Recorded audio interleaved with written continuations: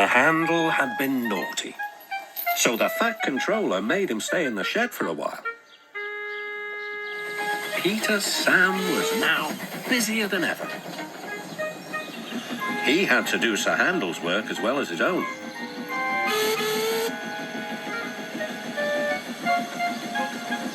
He was very excited, and the fireman found him hard to handle.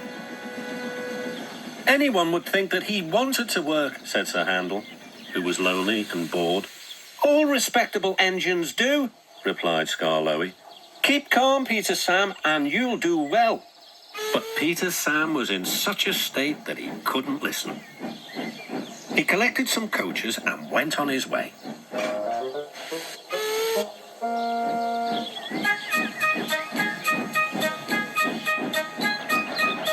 But somehow, the faster he wanted to go, the slower the journey became.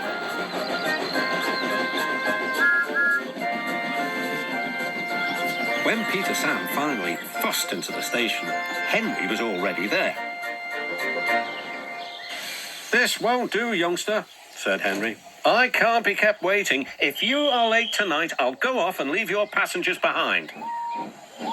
Pah, said Peter Sam. Secretly, he was a little worried, but not for long. The guard blew his whistle and waved his green flag. Peter Sam puffed happily away, singing a little song. I'm Peter Sam, I'm running this line. I'm Peter Sam, I'm running this line. What fun it all is, he thought, as he journeyed along the line.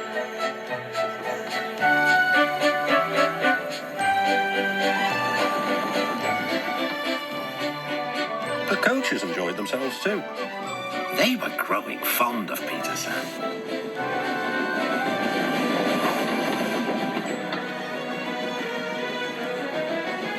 Every afternoon they had to wait an hour at the station by the lake.